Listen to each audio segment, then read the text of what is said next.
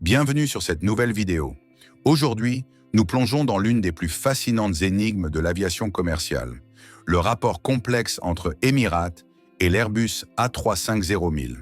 Pourquoi cette compagnie du Golfe, connue pour ses choix audacieux, hésite-t-elle tant face à cet appareil pourtant présenté comme l'un des plus innovants du marché? Et pourquoi, contre toute attente, semble-t-elle reconsidérer sa position? Accrochez-vous, car cette histoire combine haute technologie, stratégie commerciale et défis techniques qui façonnent l'avenir du transport aérien mondial. Ces derniers mois, un changement subtil mais significatif s'est opéré dans le discours de Sir Tim Clark, le président d'Emirates. Alors que la compagnie semblait avoir définitivement tourné le dos à l'A350 000, voilà que cet appareil revient sur le radar de la prestigieuse compagnie. L'A350 000 nous intéresse réellement, a déclaré Clark. Nous avons consacré beaucoup d'efforts à définir l'aménagement intérieur de l'appareil et les missions auxquelles nous pourrions le destiner. Ce revirement est d'autant plus surprenant que les critiques d'Emirates envers cet avion ont été particulièrement acerbes par le passé. Qu'est-ce qui explique ce changement de perspective? L'A350 000 serait-il devenu soudainement plus précieux aux yeux d'Emirates? Décortiquons ensemble ce mystère aéronautique. Mais attention, ce regain d'intérêt ne signifie pas que tous les obstacles ont été levés. Le point central des préoccupations d'Emirates reste le moteur Rolls-Royce Tran XWB-97 qui équipe l'A350 000. Avec une franchise caractéristique, Clark a pointé du doigt les insuffisances du réacteur. Le XWB-97 ne peut pas atteindre le cycle de vol de 2000 à 2500 heures que nous exigeons. Pour une compagnie comme Emirates, dont le modèle d'exploitation repose sur l'efficacité maximale, cette limitation est rédhibitoire. En conditions normales, un moteur d'avion devrait pouvoir fonctionner plusieurs milliers d'heures avant de nécessiter une maintenance lourde. Or, selon Clark, dans les conditions opérationnelles d'Emirates, notamment la chaleur extrême et la poussière du désert, ces moteurs atteindraient à peine un quart de leur potentiel théorique. Imaginez l'impact économique, des coûts de maintenance multipliés par 4 et l'obligation d'investir dans un stock considérable de moteurs de rechange à 20 millions de dollars pièce. Une équation financière impossible à justifier pour n'importe quelle compagnie aérienne, même pour Emirates. Face à ces critiques, Rolls-Royce n'est pas resté silencieux. Le constructeur britannique a réaffirmé son engagement envers l'innovation produit. Nous continuons à améliorer et à investir dans nos moteurs tout au long de leur cycle de vie, et le XWB-97 équipant l'A350 000 ne fait pas exception. Au 3 août 2024, Rolls-Royce avait enregistré 108 commandes pour ce moteur à l'échelle mondiale, un chiffre non négligeable qui démontre une certaine confiance du marché. Mais pour Emirates, cela reste insuffisant. La balle est désormais dans le camp du motoriste. Peut-il développer une version plus robuste du XWB-97 capable de résister aux conditions extrêmes du Moyen-Orient, tout en garantissant un cycle de maintenance économiquement viable?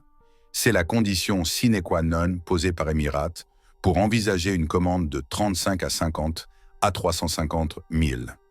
L'un des principaux atouts de l'A350 000 reste sa portée exceptionnelle. Selon les données publiées par Airbus, cet appareil peut voler sans escale depuis Dubaï vers pratiquement n'importe quelle destination mondiale. Pour une compagnie dont la stratégie repose sur un hub global reliant l'Asie, l'Europe, les Amériques, l'Afrique et l'Australie, cette caractéristique est inestimable.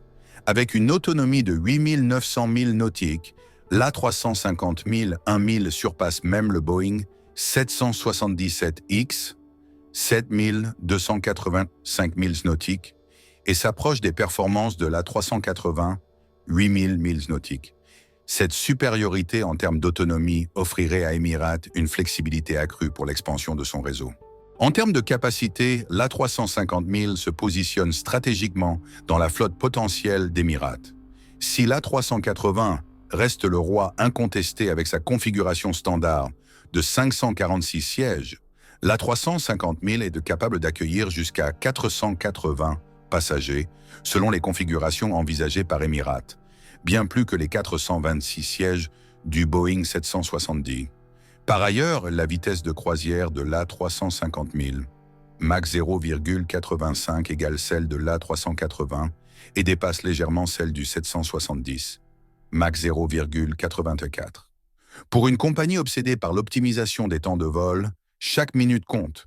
La 350 000 pourrait jouer un rôle crucial dans la stratégie de renouvellement de flotte d'Emirates.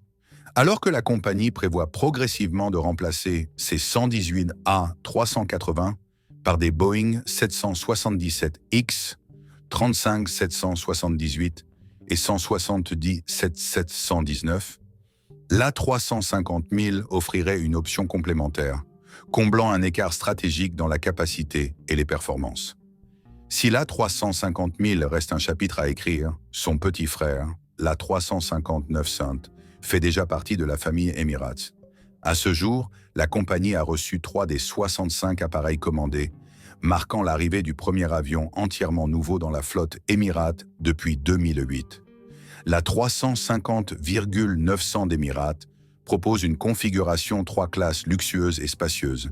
32 sièges, business class, nouvelle génération, totalement plat et offrant une intimité maximale, 21 sièges premium économie, spacieux, offrant une expérience supérieure, 259 sièges, économie confortable, adaptée au vol long courrier. Cette configuration reflète l'engagement indéfectible d'Emirates envers l'expérience passager premium, alliant luxe et performance optimale. L'introduction de l'A350,900 n'est pas simplement une expansion de flotte, mais une décision stratégique pour renforcer la portée opérationnelle d'Emirates. Reconnu pour son autonomie impressionnante, son efficacité énergétique remarquable et sa grande flexibilité, cet appareil permet à Emirates d'étendre son réseau vers de nouvelles destinations, tout en réduisant son empreinte carbone. Ces 65 à 350,900 joueront également un rôle déterminant dans le soutien à la stratégie D33 de Dubaï. Un plan de développement ambitieux visant à transformer l'Émirat en hub économique mondial, en renforçant sa connectivité aérienne. Alors, que faut-il retenir de cette relation complexe entre Emirates et l'A350 000 ? D'abord, que rien n'est jamais définitif dans l'industrie aéronautique. Les critiques acerbes d'hier peuvent se transformer en intérêts renouvelés aujourd'hui en fonction des évolutions technologiques et des besoins stratégiques. Ensuite, que les contraintes opérationnelles spécifiques d'Emirates, notamment les conditions climatiques extrêmes du Golfe, imposent des exigences particulièrement élevées aux constructeurs. Ce qui fonctionne pour d'autres compagnies ne convient pas nécessairement à Emirates.